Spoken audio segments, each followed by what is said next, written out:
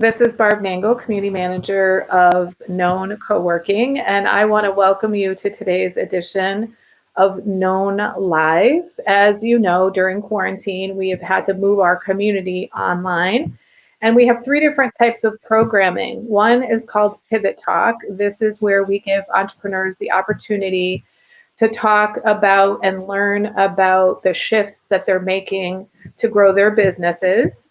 We also have Digital Media Sync. That's always on Tuesday mornings at 8:30. That is featuring Julia Gooch. She's the social media maven of Agents of Branding.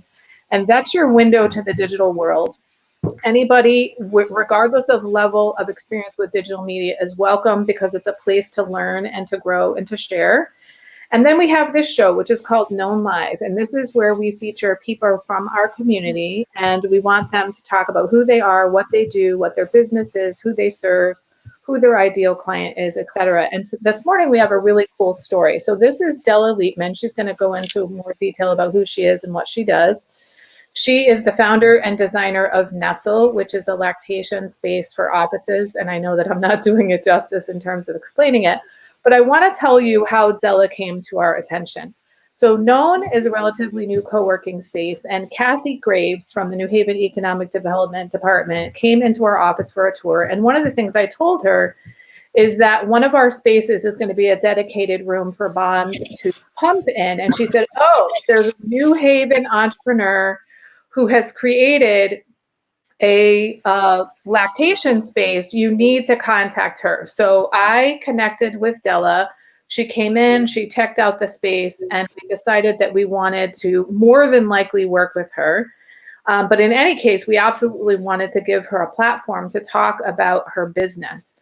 So this is how co-working works. You come in, you make connections with people, you get engaged in the community, and then we make connections for you and with you. And so that's my role as the community manager. That's my primary role, is to connect with people, engage them, and then to connect them to the people and the resources and the organizations that they need and want to be connected to. So that all being said, I want to turn it over to Della, and take it away, Della. Thank you, Barb. I'm very excited to be here and to have been introduced to you. It's very cool how the New Haven kind of community works. And I'm very excited to share my story today and to talk a little bit about Nestle, kind of how we started, and also what we're thinking about right now. So I'm going to go ahead and share a little bit of a presentation that just talks about Nestle, and then I'll later in very shortly share a bit of a video. Can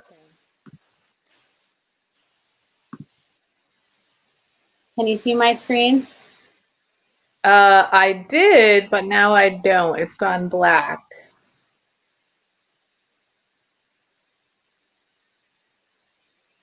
Can you just undo whatever you did? Sure. Let me try again.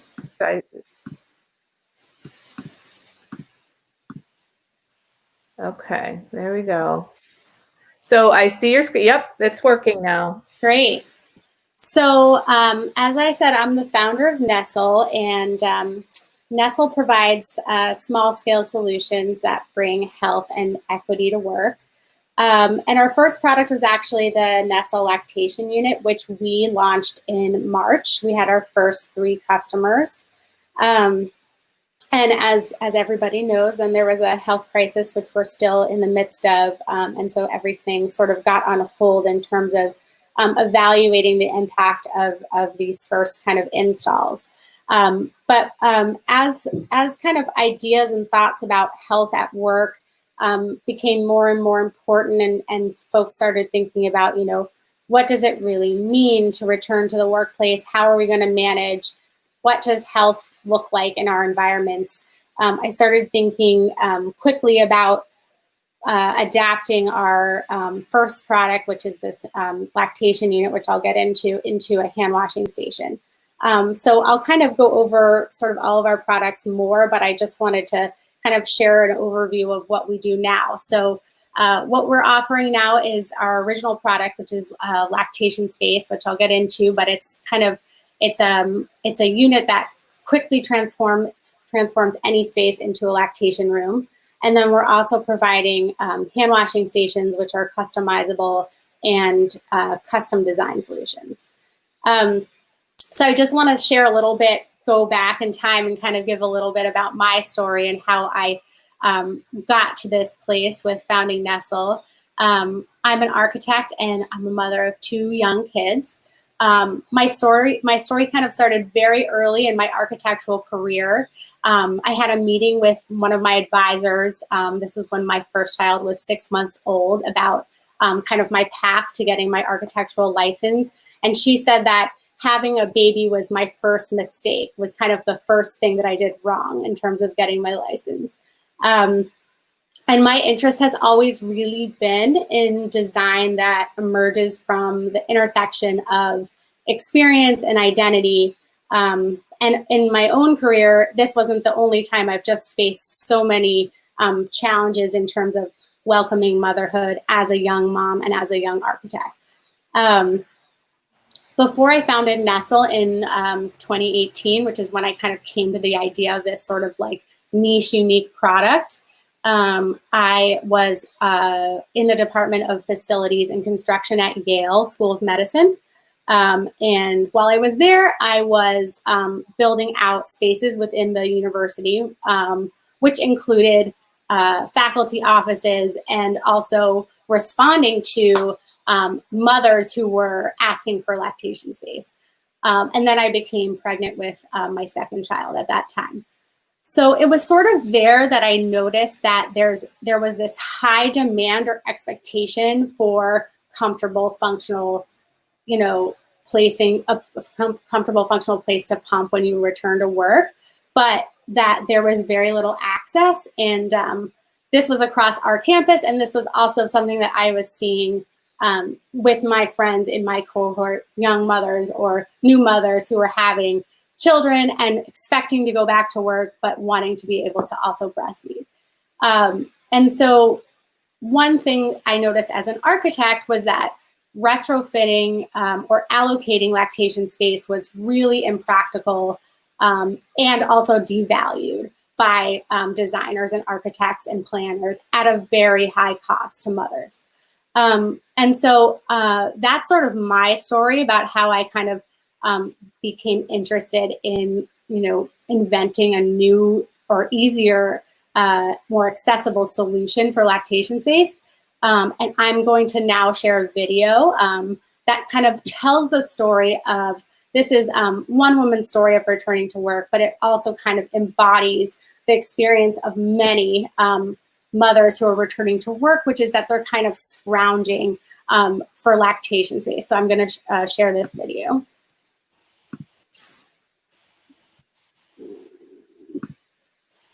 So I'm going to share. Can you see the screen? I can. Okay. Great. When I returned to work, my son was 8 weeks old, and I also had a C-section. So I was still in a lot of discomfort, a lot of pain. I ended up pumping at the public ladies' room. I'm inside the bathroom stall, and it was, again, something that was uncomfortable. It made a loud squeaking noise. I'm sitting on a seat that may be dirty. People next to me are, using the restrooms, and it just was really, really uncomfortable. But I did it for about 2 months until I asked my supervisor one more time, is it possible if I can have a space to use just to pump twice a day, maybe even 3 times a day if possible. I'll stay over at work. Nothing never happened, so I decided to pump in my car. And I would just have to have everything with me, my hand pump and my ice packs and everything like that.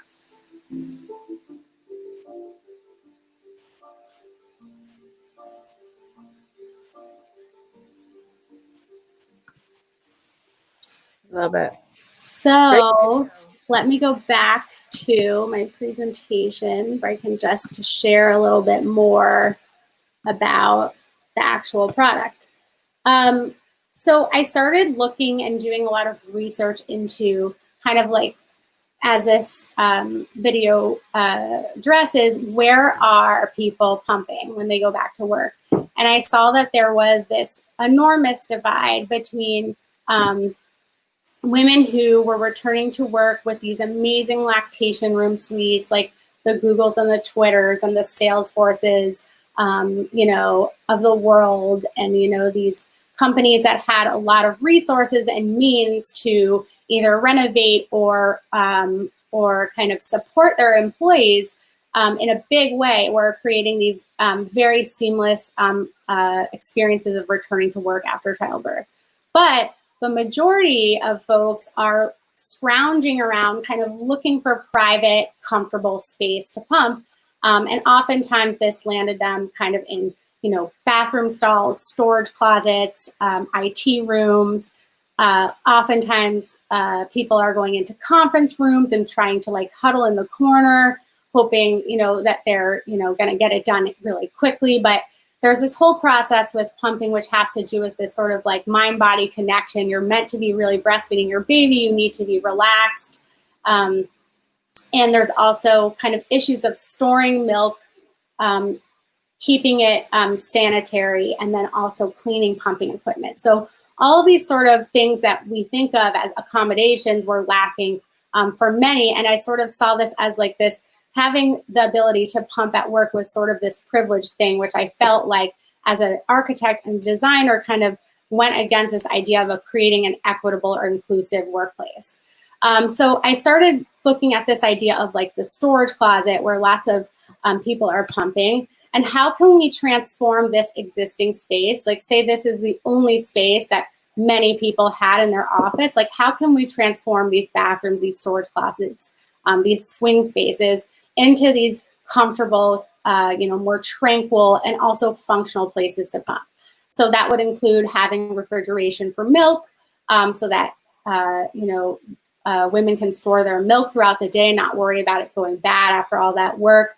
There are so many stories about the uncomfort level of having to store milk in a communal fridge, or having to wash milk bottles and pumping equipment in a communal sink. It just feels really exposed. And I know that now we're in this moment of COVID where I think a lot of people are really experiencing this anxiety about sharing equipment or sharing hygienic spaces, or, you know, sharing things like surfaces with other people, and realizing like how uncomfortable that is because we're worried about this virus. But it's sort of similar when you're a mother that's just given birth, that you have this, you know, this bodily need that you need to, you know, you want to feed your baby and you want to do it safely, and you want to have the ability to also work at the same time. So it's a similar sort of like confluence of anxiety and health coming together in terms of just figuring out like, how am I going to do this in physical space? So this all led me to create this lactation unit, which I call it. It's really a piece of furniture, and what it does is it goes anywhere. It's very small, and it adapts really these closets, these, you know, swing spaces, conference rooms, bathrooms. You know, if you have a small, actually at Nome, we were looking at this kind of accessible bathroom where this would fit. And what it does is it makes pumping supported, comfortable, private, clean, and I'll go a little bit more into the product in a minute. But the reason that I kind of started looking at this as furniture is that after talking to, you know, lots and lots of business owners, it became apparent, and also in my own experience on facilities, that renovating is really not an option. So how do we make this accessible and easy? And one thing that I also discovered kind of in talking about this issue, lactation space, which is like something that nobody talks about outside of mothers, is that for that reason, it was kind of viewed as this issue of lactation space, or a mother's room, was kind of issued as this topic that fell squarely on the shoulders of mothers. It wasn't really viewed as an issue of equity or inclusion in a space. It was really viewed as, oh, that's another thing that moms have to deal with. So what I really wanted to do in creating Nestle is bring this idea of lactation space or a mother's room, whatever you want to call it, into the category of healthy and equitable environments, because that's really what it is. Kind of putting it on moms is just a way to kind of put it off, as it has been, for a long, long time. And it's kind of crazy that we're, now in 2020 and not much has changed. So as I sort of thought about how I wanted to think about Nestle, I sort of thought about the issues that I wanted to address were really this one of gender equity and inclusion, and kind of designing for those who traditionally lack support at work. So it's not just breastfeeding people, but it's others who are more vulnerable. And I think this speaks more true now than ever, because we think of vulnerability in terms of health in a lot, in more ways than we ever did, in terms of age or underlying health conditions. So it's really just this idea of advocating for inclusive workspaces built for human needs, whatever those human needs are. And then within that, just promoting health equity, being physical and mental health, emotional health, how all these things kind of tie together when you're in a space and you have whatever bodily or physical need that you have. And then creating all of these solutions in a way that's accessible. So that's sort of what made me think of all of this as furniture, because I think furniture feels more accessible. There's no displacement or renovation or noise or disruption, and it can be kind of implemented at a lower cost. Yeah, great mindset. Absolutely. Should I pause here? Are there any questions? Yeah, the only comments so far have just been thumbs up. Actually, let me put them up again, because I know that you can't see when you're sharing your screen. So Rick says, great video, really conveys the accessibility and quality of life issues you're helping with. And then Bob says, great to see this cutting edge thinking in New Haven. Thank you, Della. Oh, thank you. So go ahead. Okay, so so I'll just expand really briefly on the product. It's this contained lactation solution. It has a sink, which is built in. It has a fridge. It has this workstation, which I think is one of the most important things, because when you have a baby at home and you're working, you've got a million things to do, and really all you want to do is be able to work and pump at the same time as efficiently and as comfortably as possible. So has a workstation with kind of built-in USB outlets and power, so you can plug up, you can sit there with your laptop or your work or charge your iPhone, and also plug in your breast pump. And then there's this ergonomic setup with this chair, which is designed around pumping. So it's upright. There's all sorts of ergonomics that go into pumping, just like there is in any sort of equipment that relates to your body. I think and also this sliding desk also helps with that, because you can adjust the positioning as this desk here kind of slides across the top, so you can really get comfortable. I think this is really interesting because I was designing this entire setup for this one function. But one thing that's really interesting from a design perspective is that I really wanted to elevate this. I felt like maybe this is me as a mother, but I felt like mothers deserve to have this like really comfortable, elevated experience if they were going to have one.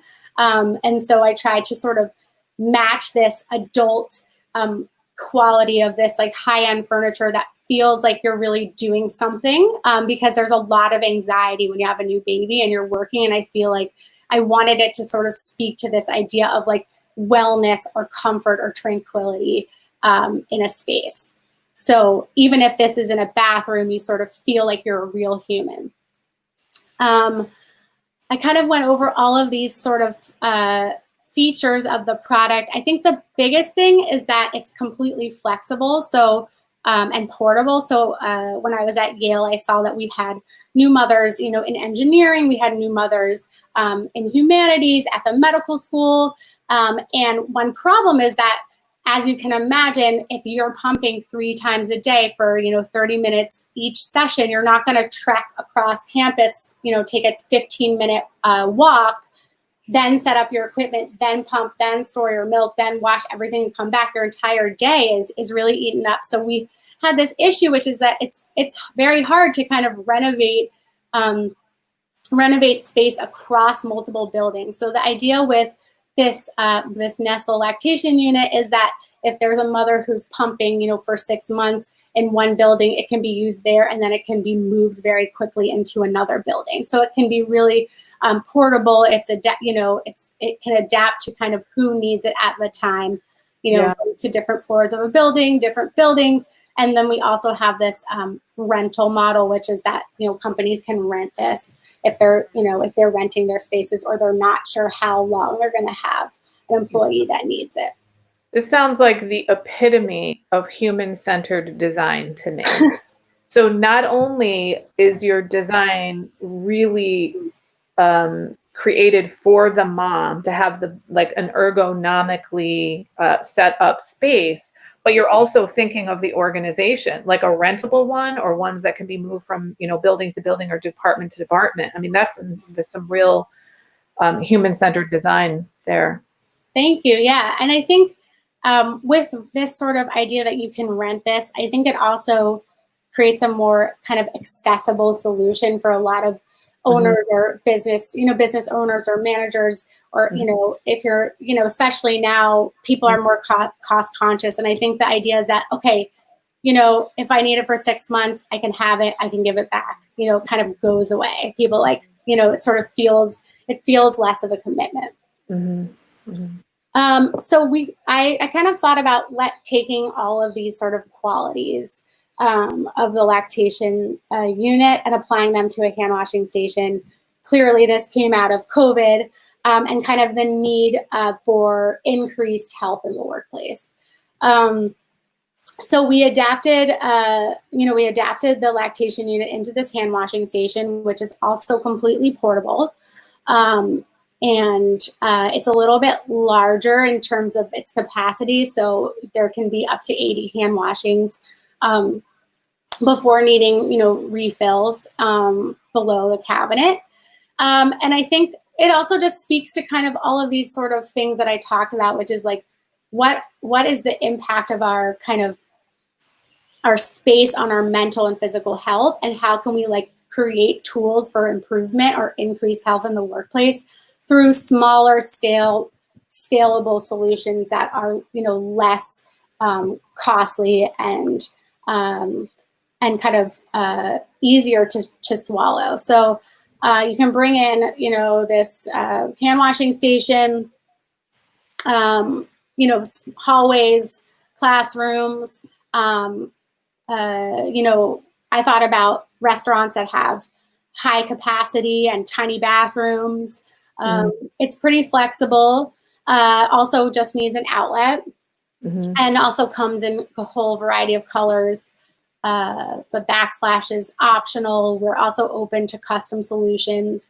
One thing is that I'm a small business, and the manufacturer that I work with is a small business, and we're kind of interested in working together to kind of create design solutions more accessible without having to do huge renovations. So, we're kind of open to all sorts of things. We can make these child height, and this is just a product that we're testing now during COVID. And I'd be interested to hear if there's any feedback in terms of, if there's folks who are listening, is this something that you would use in a public space or in a private space?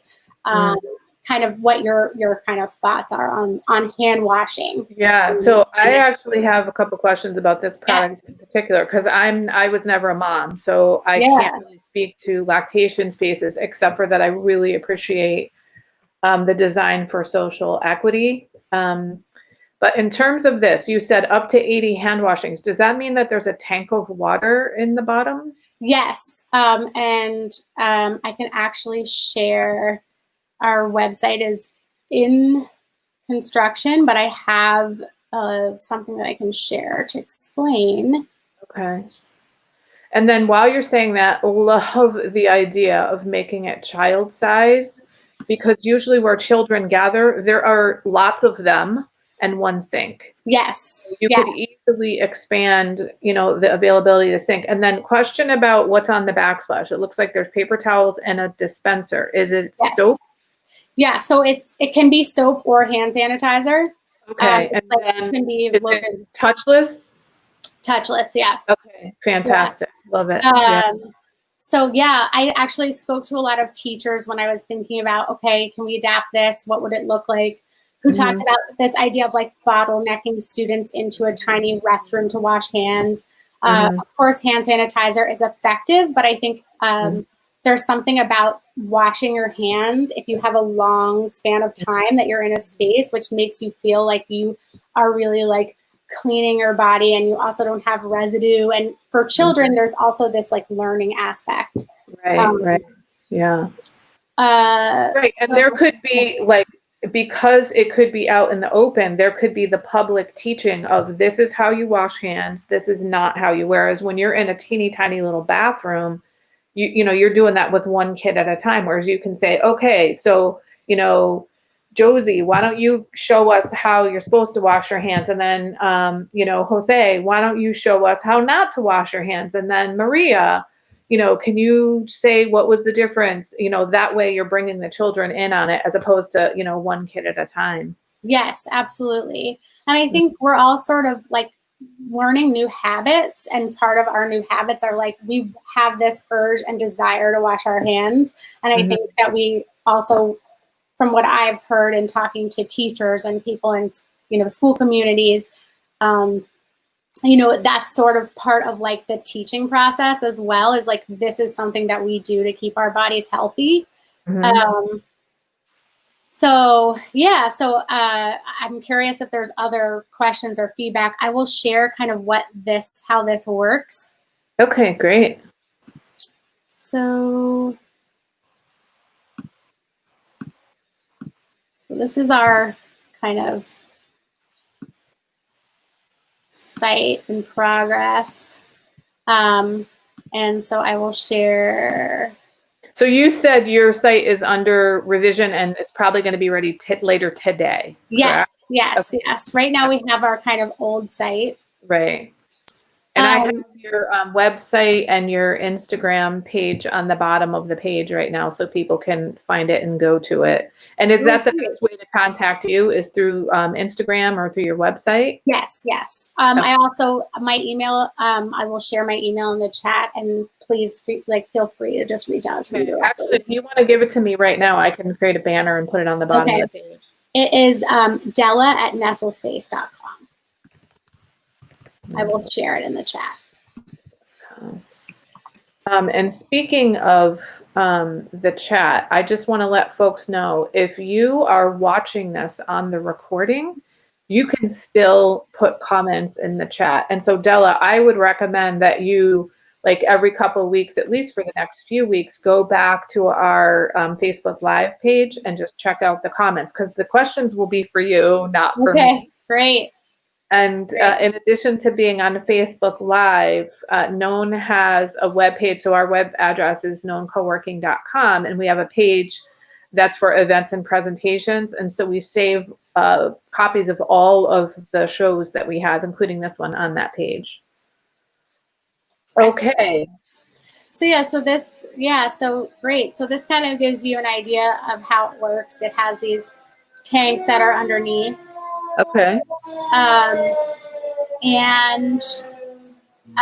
Yeah, so that's the hand washing. Okay. Great.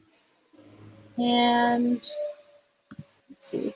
Yeah, I think that's kind of sort of all I prepared for today. I'm curious if there's other questions or kind of thoughts about health at work. I think we're all thinking about this, and it's not necessarily at work. It could really be anywhere. But I think we're all thinking about what more than ever about the impact of our environment on our mental health and our physical health. And so, yeah, I think it's really about how do we get people back into spaces with a higher level of kind of recognition of all of these issues. Mm-hmm. So I have questions for you that are not necessarily about some of those things. They're more kind of thinking about as an entrepreneur. Yeah. So one, how did you get connected with Kathy Graves in the Department of Economic Development? So I did the Collab accelerator in New Haven, which was incredibly, it was a great experience. It was amazing, especially for me not coming from business. Mm-hmm. And so I was connected through Collab to Kathy. Okay. So for those of you who don't know, Collab is a boost program for entrepreneurs. In Connecticut, they mainly concentrate in the New Haven area, and they're really interested in getting people who have been marginalized into the world of entrepreneurship. And they provide things like child care and translation services and transportation services, because they want everybody to be as accessible as possible. And I know when I first got connected to them, the first email I got from Collab was their diversity figures. And that's an issue that has been important to me for a very long time. And I emailed them back and I was like, okay, everybody talks about diversity and nobody does it well. These figures are outstanding. I've got to hear how you do it.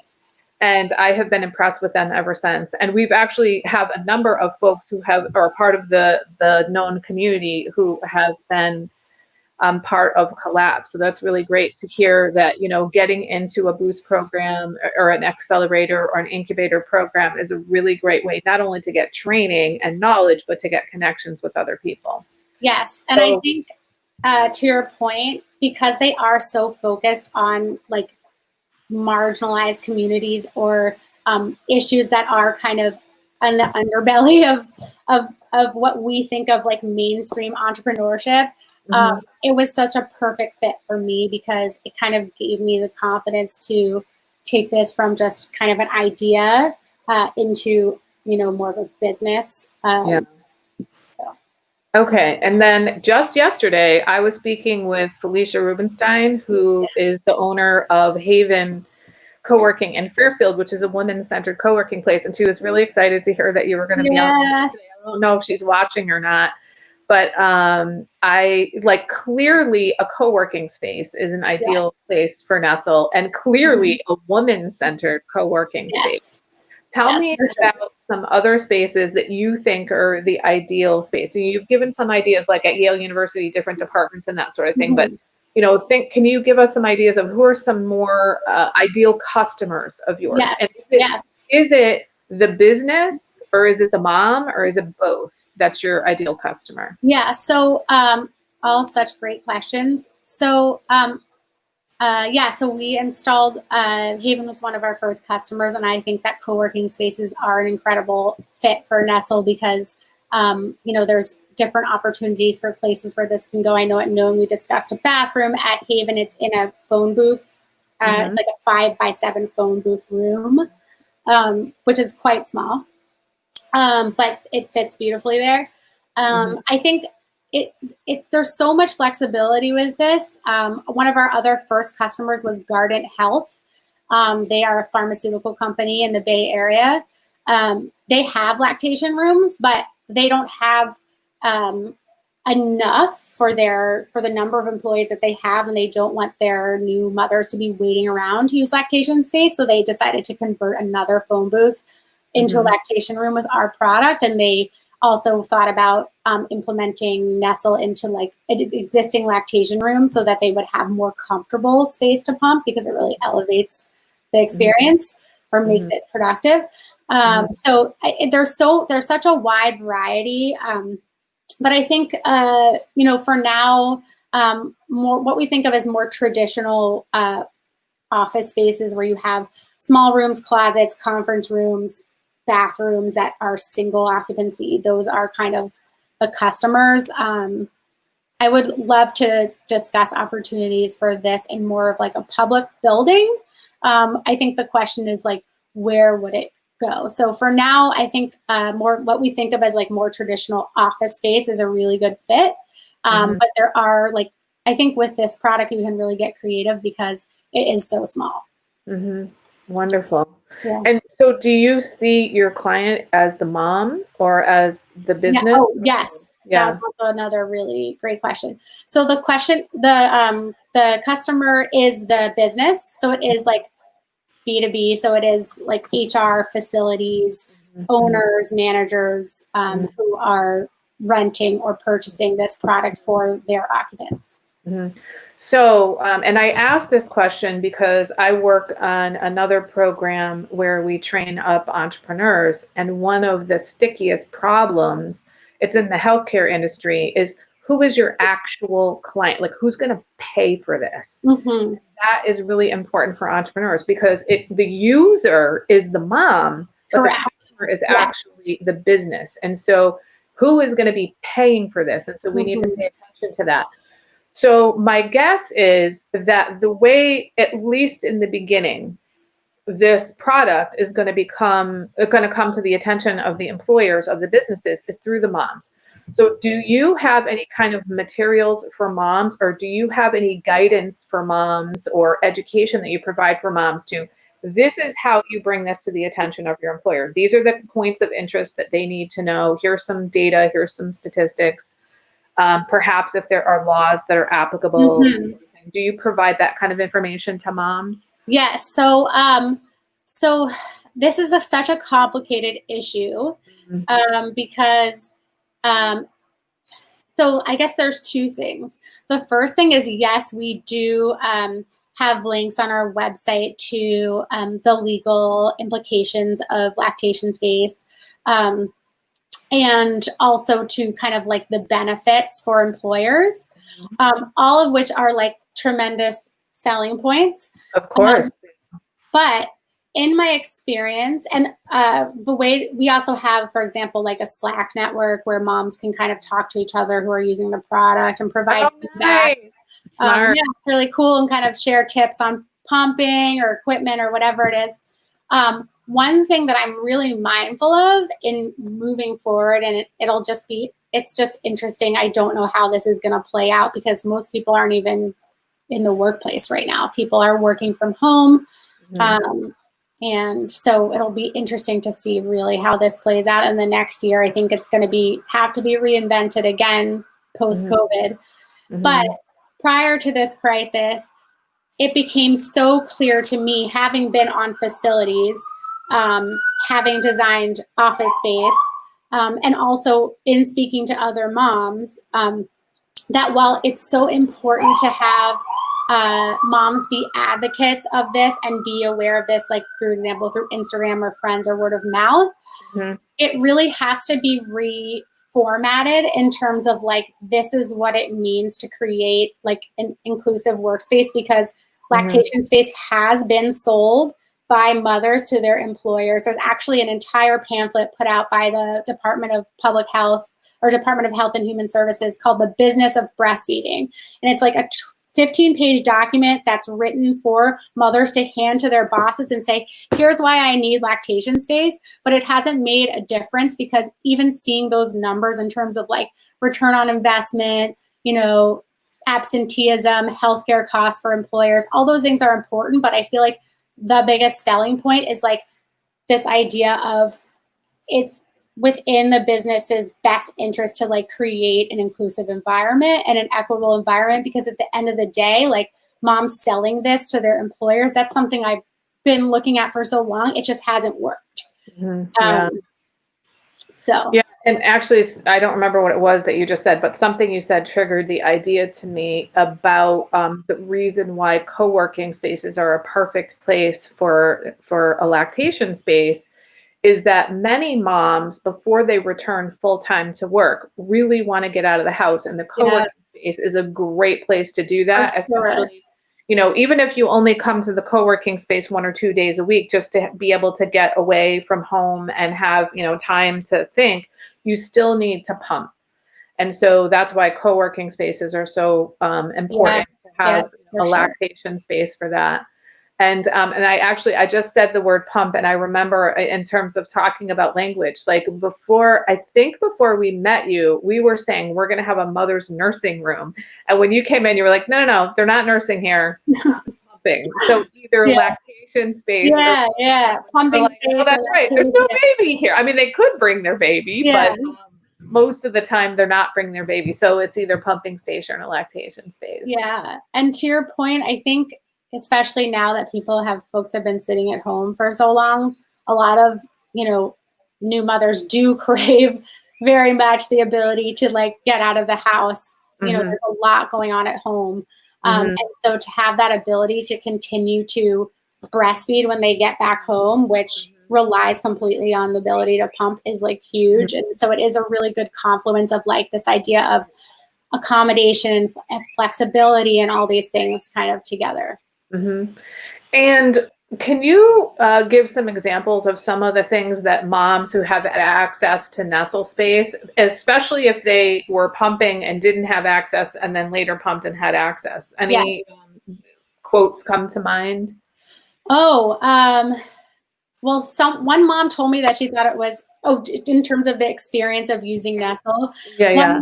One mom told me that she felt like it was their Mercedes of pumping. Nice. Which made me really happy, right? It's like such a difficult time. And just to have alone time is hard. When you're trying to balance work and being a mom, it's a lot. And so to have that experience feel that good was like really, truly one of the end goals.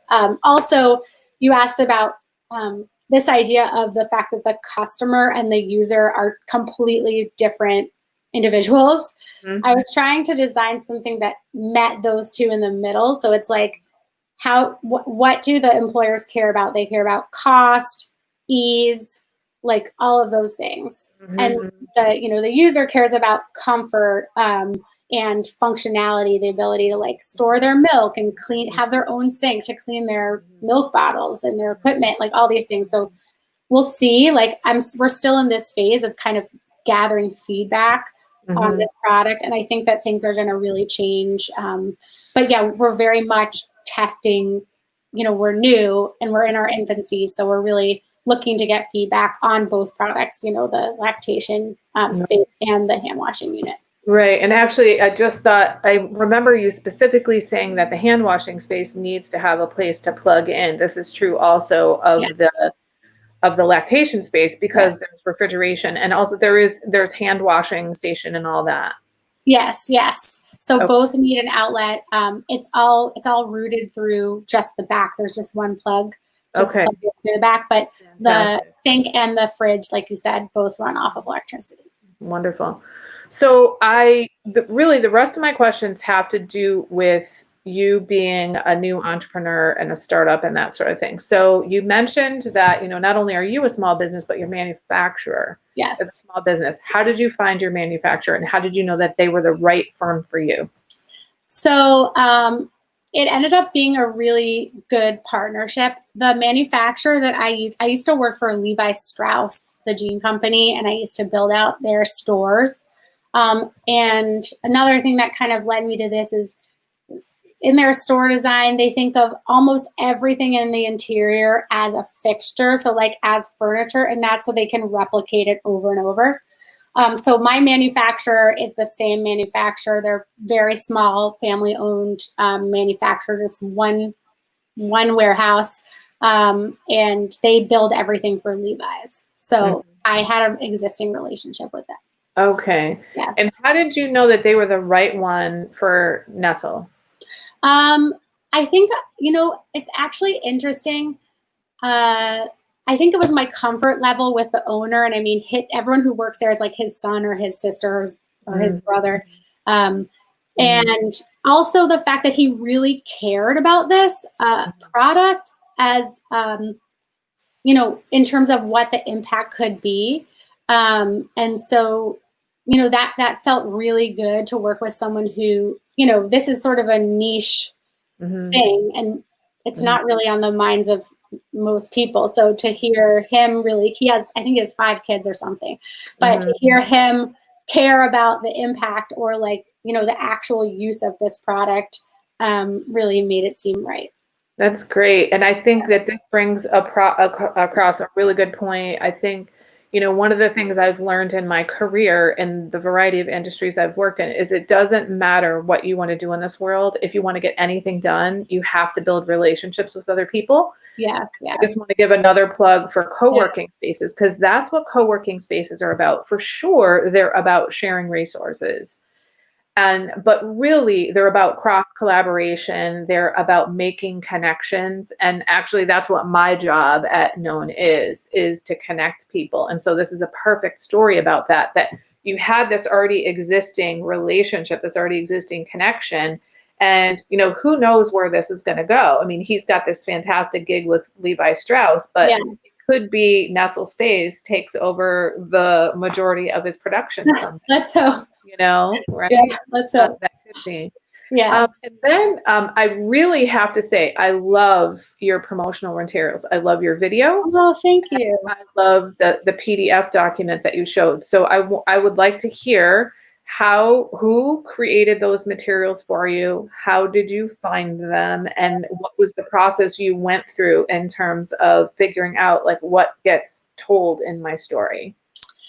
Yeah, so I created all the promotional materials. I actually have done a lot of graphic design. Oh, no kidding. Good for you. I do have an illustrator who I work with, who helped me with the animation and some of the, like, just the drawings of the, like the closet, for example. But everything else is just me. There's another person who's helped me out with some graphics. She's actually a Yale architecture student. But it's mostly me, myself, and I, with the help of this amazing illustrator that I work with. And how'd you find the illustrator? Let me think. I think, you know, when I was originally, the story of this is like so key to the product because it's so widely, like, it's just not an understood topic. So this whole, the entire, you know, from start to now where I am now, it's always so important to like tell this story. Absolutely. This is why we've given you this platform. Yeah. We agree. So I guess as a designer, I sort of felt choosy about how I wanted to tell this story. And I felt like, I don't know, imagining this through illustration would be helpful for folks that just don't understand, because how could you, you know? It's just something that is very, like, unless it's just very hard to understand. So I think I found her because I looked at her work. I was looking for illustrators and I saw that she did a lot of character illustration as well as like environment illustration. And I just reached out and she ended up being a really good fit. So. And where were you looking at these illustrations? I think I was looking at some graphic art portfolios on, there's Fiverr, which is like, is it like Upwork, Fiverr? Yeah, something like Upwork and Fiverr, just kind of those sites. Okay. Yeah. And then in terms of what to say, did you run by your stuff by any kind of like marketer or brander person, or you literally were like, this is what I need to say and I'm really clear about it?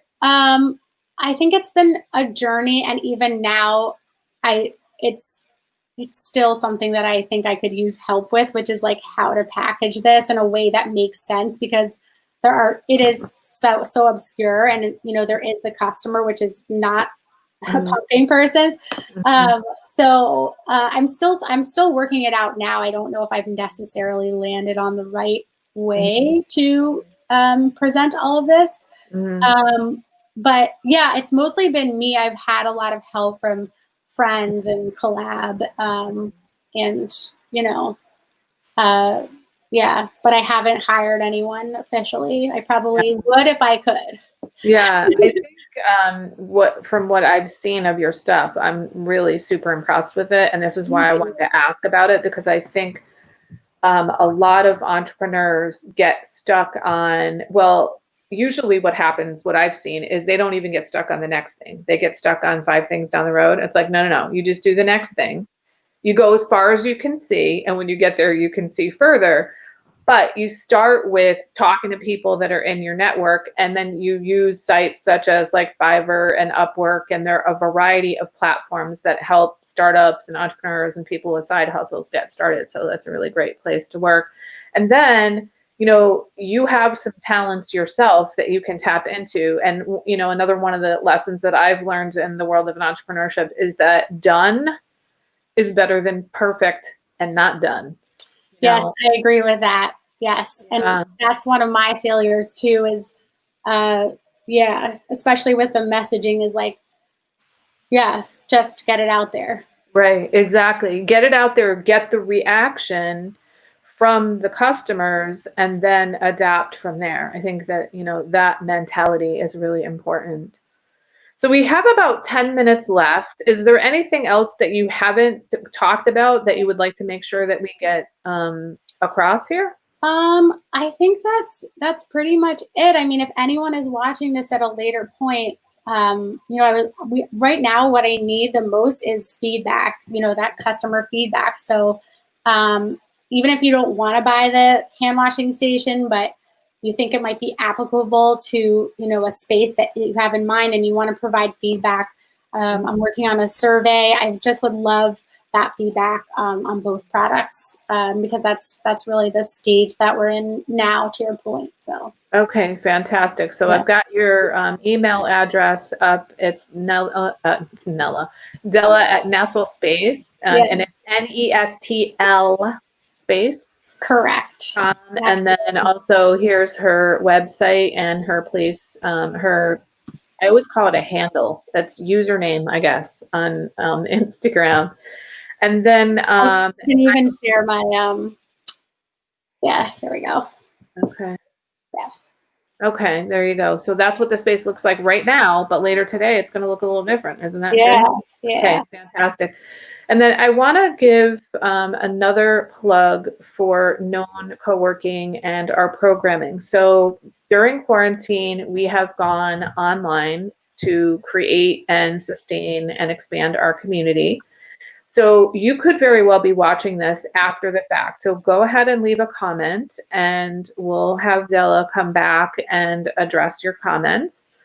And I also want to extend an invitation to you. If you are interested in using the Known platform to get known and let people know who you are and what you do, you can contact me, and I I'm going to put up my contact information here at the bottom here. So I'm at barb@knowncoworking.com. So we have Known Live, which is this show that you've been watching. We also have Pivot Talk. So if you or someone you know is pivoting either right now during quarantine to address the situation of quarantine or sometime later, because the pivot is something that's sort of the natural course of things as your business expands, and you think that you'd like to be on Pivot Talk, you can go ahead and reach out to me. And then additionally, if you use digital media for anything, I want to invite you to attend Digital Media Sync. It's every Tuesday from 8:30 to 9:30, hosted by Julia Gooch, the social media maven of Agents of Branding. That is also recorded on Facebook Live, so you can find all of those shows on there. You can also go to knowncoworking.com and go to our events and presentations page, and the recordings of all these things also last there. So with that said, unless you... Barb, I just want to thank you and thank Known for having me. It's been awesome to be able to talk about Nestle, and I really appreciate it and the support. I'm so excited for you and for the future of lactating moms in the workplace. Thank you again for coming on the show. Thank you. And thank you, everybody, for watching. Take care now.